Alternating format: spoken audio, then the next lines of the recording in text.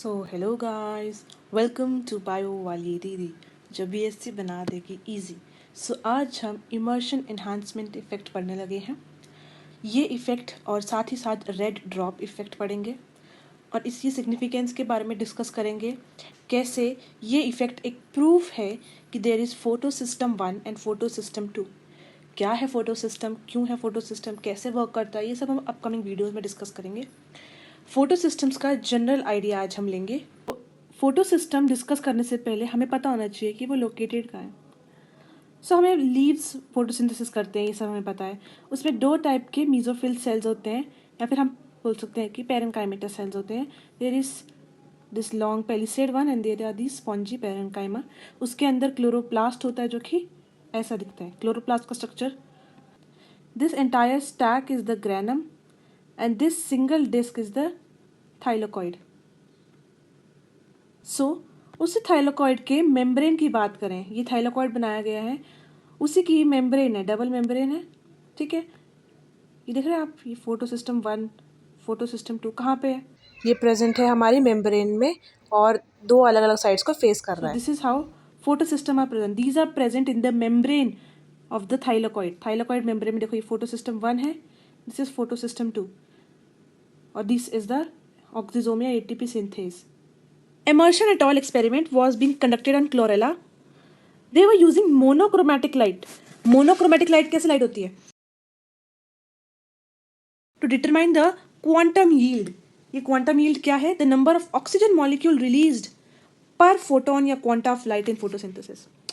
Light जो है उसको हम लोग बोलते हैं कि it carries energy in form of discrete packet unit, जिसको हम बोलते हैं quanta या फिर photon.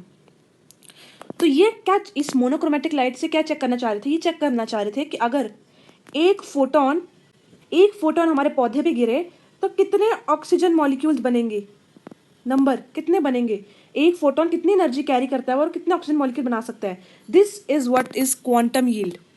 So the number of oxygen molecule released पर फोटोन, मतलब हम एक फोटोन की बात करें, एक फोटोन या एक क्वांटा, कुछ भी यूज करो वर्ड, कितने ऑक्सीजन रिलीज कर रहा है इन फोटोसिंथेसिस, वो चेक कर रहे थे ये लोग through chlorella. So, when they were conducting an experiment, they illuminated the plant with monochromatic beam of light. अब उन्होंने monochromatic light डाली, उसकी wavelength was more than 680 nanometre, और जिस लाइट की वेवलेंथ इतनी ज़्यादा है, they called it far red light. Red light की जो वेवलेंथ होती है वो भी इतने पे ही होती है, 680 तक होती है। ठीक है, 680 700 से, तो उससे ज़्यादा की लाइट, मान लो 700 की लाइट डाली, तो उस लाइट को ये लोग कह रहे हैं far red light. This is not infrared light, this is far red light. और इतने ज़्यादा वेवलेंथ की लाइट उन्होंने डाली है, तो क्या ऑब्जर्व करते हैं ये, और mind it this is a monochromatic light. So उन्होंने ऑब्जर्व करा, ये ग्राफ प्लॉट किया, जब उन्होंने पौधे पे फार रेड लाइट डाली जिसकी वेवलेंथ वॉज ग्रेटर देन 680 नैनोमीटर। This is the wavelength and this is the quantum yield, मतलब कितना ऑक्सीजन बना। तो उन्होंने देखा कि चलो डाली तो सही हमने लाइट, पहले तो मस्त एकदम ऑक्सीजन बन रहा था काफ़ी ज़्यादा, बट धीरे धीरे दे सॉ कि ये ड्रॉप हो रहा है, यील्ड हमारी ड्रॉप हो रही है। मोनोक्रोमेटिक लाइट से यील्ड हमारी is decreasing, it is dropping. So sharp reduction in the photosynthesis या फिर quantum yield या फिर oxygen evolved on treating with monochromatic light is the red drop effect. हमने far red light ली थी, उसकी वजह से photosynthesis या quantum yield में जो drop आ रहा है, इसी को हम लोग red drop effect कहते हैं या फिर far red drop effect कहते हैं। अब इसी ड्रॉप को, अभी ड्रॉप आ गया इनका एक्सपेरिमेंट में, तो इनको चेक करना था कि कितना यील्ड आती है। तो इन्होंने देखा जब हमने मोनोक्रोमेटिक लाइट यूज़ करी तो फिर ड्रॉप आ जा रहा है, भाई हो नहीं पा रहा। फोटोसिंथेसिस पहले स्टार्टिंग में बहुत अच्छी हो रही है, फिर वो नीचे नीचे नीचे ड्रॉप होती जा रही है। तो इसी को सॉल्व करने के लिए उन्होंने इमर्शन एनहांसमेंट इफेक्ट करा। एनहांसमेंट मतलब जो गलती हो रही थी उसको ठीक करने के लिए उन्होंने कुछ करा, and that ultimately led to the Emerson enhancement effect.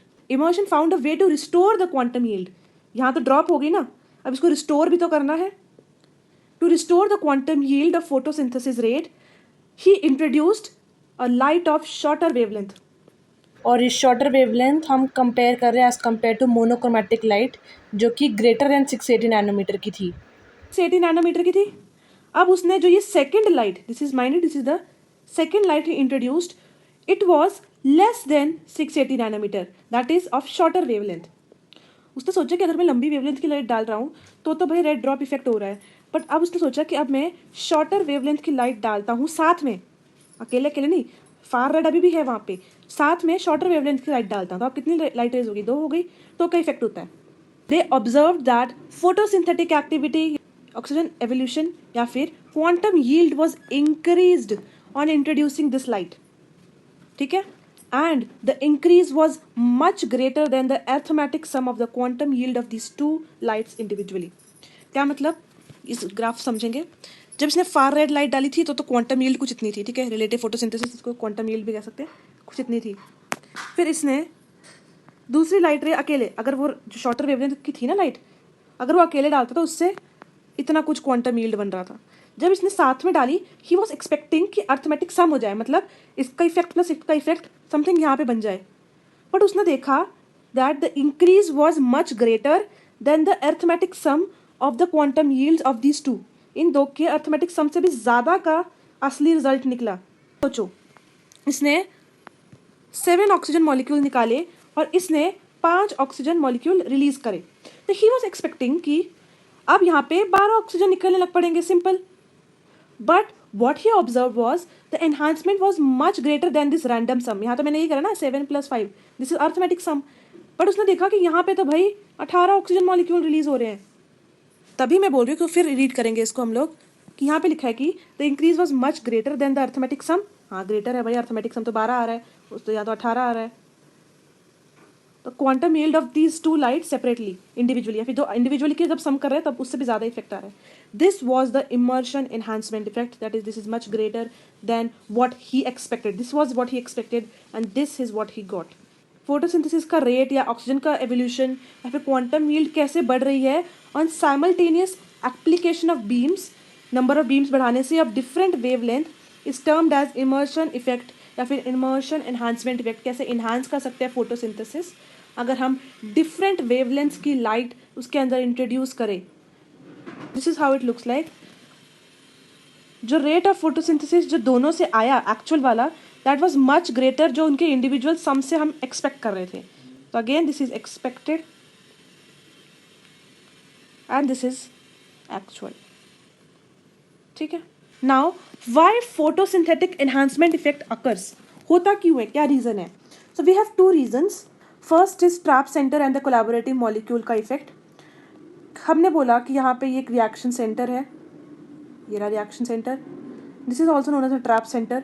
अलग अलग नाम है, प्लीज डोंट गेट कंफ्यूज्ड, और ऑब्वियसली ये क्लोरोफिल ए मॉलिक्यूल का है। And these all here are the accessory pigments या कोलैबोरेटिव मॉलिक्यूल्स या फिर एंटीना पिगमेंट्स बोल लो। सो सबसे पहले ट्रैप सेंटर की बात, जो हायर वेवलेंथ की एनर्जी को एब्जॉर्ब कर सकता है, अबाउट 700 सेंटर है, ये हायर वेवलेंथ की लाइट को एब्जॉर्ब करता है। सो मतलब हमारा फार रेड वाली लाइट को एब्जॉर्ब कर रहा था पहले अकेले। तो भाई ये कुछ एनर्जी रिलीज कर रहा था और कुछ ऑक्सीजन मॉलिक्यूल रिलीज कर रहा था, ठीक है, बट एक टाइम के बाद इसके पास एनर्जी खत्म हो गई तो ये फिर रिलीज करना बंद हो गया और हमारे पास रेड ड्रॉप आ गया, ठीक है। बट यही जैसे ही मैंने दूसरी लाइट देना शुरू कर दी, शॉर्टर वेवलेंथ वाली, तो देखो इसको एक्सेप्ट करने वाले कितने सारे कोलैबोरेटिव मॉलिक्यूल्स हैं। और ये क्या करते हैं, कोलैबोरेटिव मॉलिक्यूल एब्जॉर्ब नहीं करते, ये सारी एनर्जी जो भी इनके पास आती है वो सब इस रिएक्शन सेंटर को दे देते हैं। अब देखो कहाँ बेचारा जो हमारा रिएक्शन सेंटर था उसके पास एक ही जगह से एनर्जी आ रही थी पहले, अब इसके पास फार रेड के साथ साथ जो इसने शॉर्टर वेवलेंथ वाली एनर्जी है वो भी एब्जॉर्ब करना शुरू कर दी, जो हमारे ये भेज रहे हैं, जो हमारे ये भेज रहे हैं। ऑब्वियसली अब ये ज़्यादा ऑक्सीजन बनाएगा और ये ज़्यादा अच्छी फोटोसिंथेसिस करेगा। तो वही यहाँ लिखा है कि photosynthetic pigments occur in specific group, जिसको हम लाइट हार्वेस्टिंग कॉम्प्लेक्स, सारा लाइट हार्वेस्टिंग कॉम्प्लेक्स है। एंड ट्रैप सेंटर होता है, क्लोरोफिल ए होता है इसके अंदर molecule. Trap center has higher energy, ज़्यादा एनर्जी की वेवलेंथ की लाइट को एब्जॉर्ब करते हैं, और कोलैबोरेटिव मॉलिक्यूल छोटी एनर्जी को।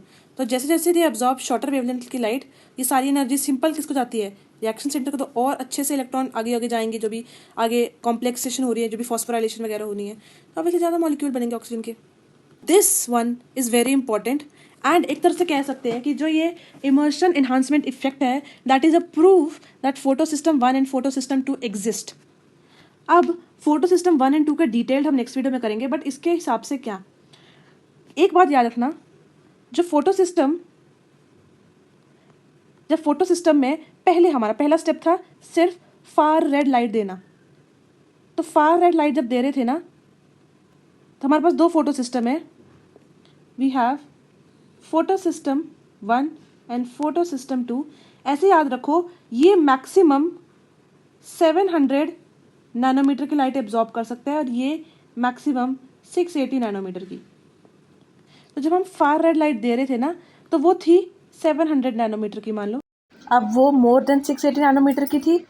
तो हम अगर 700 नैनोमीटर की लाइट दे रहे हैं, तो ऑब्वियसली जिस फोटो सिस्टम की मैक्सिमम 680 पे ख़त्म हो जाती है, वो तो एब्जॉर्ब नहीं कर पाएगा. तो इस फार रेड लाइट को सिर्फ फोटो सिस्टम 1 एक्टिवेट होगा, जिसको हम कह रहे हैं फोटो सिस्टम 1 एक्साइटेड मोड. जबकि जिसकी लिमिट 680 रखी है, वो एक्साइट नहीं हुआ. पर जब हम ओनली रेड लाइट दे रहे हैं, जिसका हम कहते हैं कि जो वेवलेंथ है वो होती है 680 नैनोमीटर, तो 680 नैनोमीटर पे जो फोटो सिस्टम 2 है वो एक्साइट होगा, और फोटो सिस्टम 1 भी होगा बट कम लेवल पे होगा. तो दैट इज़ वाई जब हम दोनों को साथ में लेंगे, दोनों लाइट्स को, तो दोनों इक्वली एक्टिवेट होंगे. और अगर दोनों इक्वली एक्टिवेट होंगे तो optimum working of both the systems and hence more quantum yield and more oxygen development या फिर एवोल्यूशन. अभी हम डिटेल्ड वर्क को समझेंगे और प्रूव करेंगे कैसे हमें पता लगा कि photo system 1 and photo system 2 exist करते हैं इस एक्सपेरिमेंट से. सो अगर हमारी जो लाइट है वो ग्रेटर देन 680 नैनोमीटर की है, that is far red light, तो सिर्फ फोटो सिस्टम 1 एक्टिवेट होगा और ये इलेक्ट्रॉन्स पंप करके सारा फोटो सिस्टम जब हम पढ़ेंगे उससे इलेक्ट्रॉन जनरेट कराएगा. तो आप देख सकते हैं कैसे ये अंदर ल्यूमेन से इलेक्ट्रॉन निकाल के बाहर एनर्जी जनरेट करने के लिए लेके जा रहा है. बट आफ्टर सब टाइम इसके पास भी इलेक्ट्रॉन्स ख़त्म हो जाएंगे और it will show red drop effect. Now here we need photo system 2 जो आके इसकी हेल्प करेगा. देखो ये सैड हो गया है, अब फोटो सिस्टम 2 आके इसकी हेल्प करेगा. ये फोटो सिस्टम क्यों एक्टिवेट हुआ? बिकॉज हमने शॉर्टर वेवलेंथ की लाइट डाली थी, that was around less than 680 nanometer. तो ये क्या करता है? It is the photo system that has the ability to do photolysis of water. So ये एक स्पेशल फोटो सिस्टम है that has the ability to split water molecule into oxygen and hydrogen, and this splitting releases electron जो अब replenish करेगा photo system 1 के electrons की जो उसको कमी आ गई थी. देखिए कैसे इलेक्ट्रॉन जा रहा है, and now the photo system 1 is replenished with electrons and now it has no shortage of electrons. So इसका मतलब जो भी दिक्कत फोटो सिस्टम 1 रेड ड्रॉप की वजह से फेस कर रहा था उसको हमने ठीक कर दिया by introducing a shorter wavelength of light जो फोटो सिस्टम 1 को एक्टिवेट करती है और जो कॉन्टीन्यूस सप्लाई ऑफ इलेक्ट्रॉन्स को इंश्योर करता है. इसकी पूरी डिटेल्ड वर्किंग हम नेक्स्ट वीडियो में समझेंगे. बट इससे हमें प्रूव हुआ कि अगर सिर्फ फोटो सिस्टम 1 होता ना तो ये साइकिल हो ही नहीं पाती, तो रेड ड्रॉप आ जाता बार बार. बट अगर दो फोटो सिस्टम प्रेजेंट है तो मतलब ये रेड ड्रॉप कभी आएगा नहीं, and that is why the entire generation of oxygen is continuous in higher plants because it consist of these two photo system. काफ़ी अच्छे से ये विजुअली आप देख सकते हो. So that is all for today. Thank you and do subscribe.